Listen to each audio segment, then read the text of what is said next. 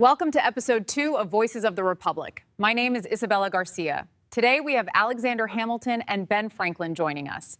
What are your first impressions of where we stand in 2025?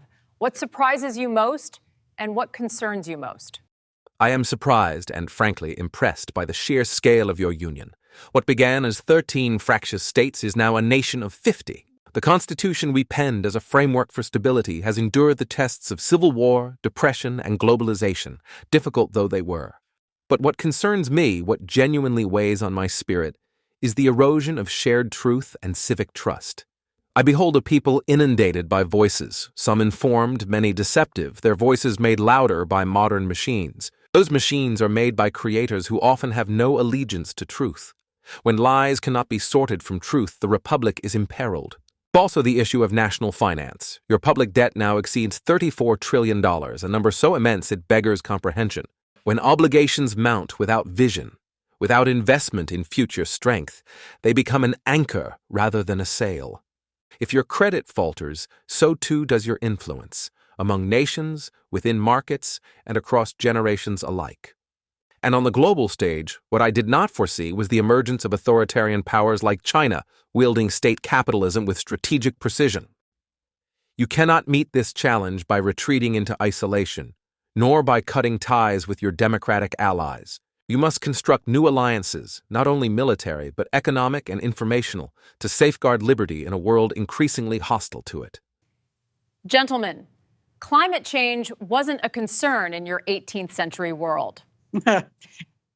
But today, it's an existential threat. Rising seas, extreme weather, global migrations, and shrinking resources. The climate problem is not merely scientific or economic. It is, at root, a matter of wisdom and will. A nation grounded in Enlightenment thought would listen to its scientists. It would not ignore the thermometer while its crops fail. Secondly, waste not, want not. Solar panels, wind turbines, geothermal loops, these are not burdens, they are blessings. Thirdly, let us embrace cooperation across borders, across parties, across generations for peace, prosperity, and shared progress. The air obeys no boundaries. The oceans touch every shore. Shall we continue bickering while the tide rises around our ankles? And finally, a word about leadership. In our day, we took great risks for a better world. A Congress that fears losing an election more than losing the planet is not fit to lead. But a Congress that sees this crisis as a moment to unite, to build, to renew, now that would make me proud. We are not just protecting the environment, we are protecting our children and our civilization. Let's talk about the Electoral College. Why was it originally created? Why were state governments given the power to control the selection of electors? The Electoral College, like much in our Constitution, was born of compromise, not perfection. We faced multiple challenges. The nation was vast, yet thinly populated, loosely governed, and economically uncertain. Communication was slow. News traveled by horse.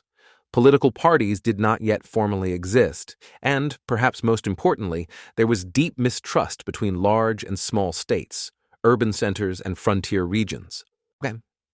Electors would presumably be men of judgment and independence, capable of protecting against instability or manipulation.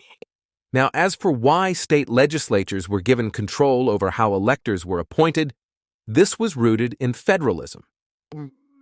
If I were writing a constitution for 2025, I would favor a national popular vote. One person, one vote.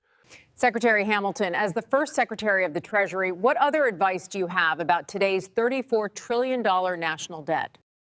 If you find yourself borrowing simply to sustain the illusion of solvency, then you are mortgaging your children's liberty to pay for today's convenience. A republic must pay for what it consumes. Broaden the base. Require every major fiscal bill to publish a generational impact statement. The tax rate for your highest earners is less than half that of the past. If the rich escape the oars while the masses row harder, resentment builds. This chart, tracing the national debt from the fragile birth of the Union through 2025, is not merely a ledger. It is a moral instrument.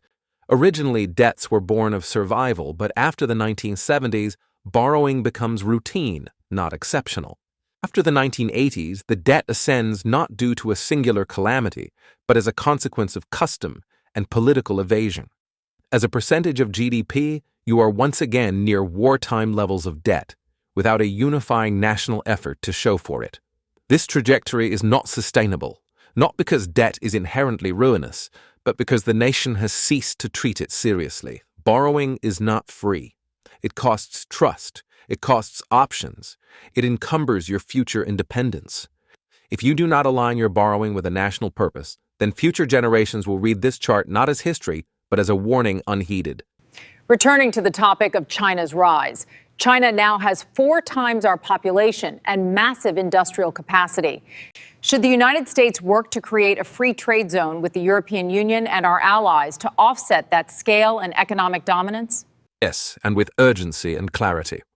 I argued long ago that the strength of a nation lies in its ability to shape its own economic destiny. China's size, resources, and state-directed economy present both an economic challenge and a strategic one. So I ask, why should America face this challenge alone when it could act in concert with its allies? The European Union, Japan, South Korea, Canada, Australia, these are not merely trade partners. They are fellow democracies. A free trade zone among these nations, let us call it a democratic economic alliance, would create a counterweight to authoritarian influence. Such a coalition would represent not only a sizable share of global GDP, but a values-based economic bloc. Here's what I would recommend. 1. Eliminate tariffs and non-tariff barriers on goods and services among members. Align standards, environmental, digital, labor, so we compete fairly and ethically. 3. Secure supply chains, especially for critical goods like semiconductors, rare earths, and medicines. 4. Coordinate investment in emerging technologies like AI, clean energy, and quantum computing. The math is plain, and mathematics, unlike politicians, does not lie. Let's look at the numbers to see what they say.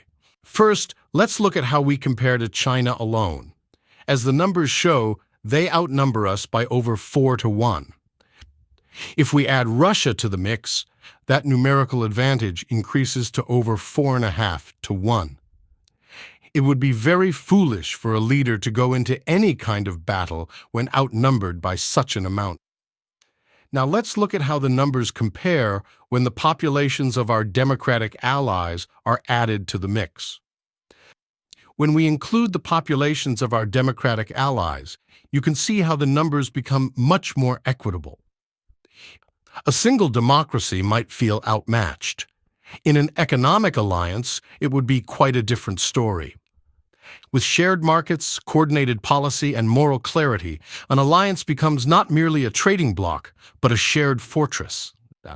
The Democratic Economic Alliance of Nations would provide a more effective countermeasure to China and Russia than isolationism ever could. With BRICS now a reality, an alliance is needed more than ever. Statesmanship is a more effective tool at building alliances than bullying. Gentlemen, thank you so much for being here today. What message for the American people do you have in conclusion? Today, you face different storms: debt, division, misinformation, global competition. But the outcome remains in your hands. What matters now is whether you make wise decisions or not. Will you serve truth or convenience? Will you chase division or unity? Will you inherit liberty and pass it forward? We did not gift you a finished country. We left you blueprints, questions, and one great experiment.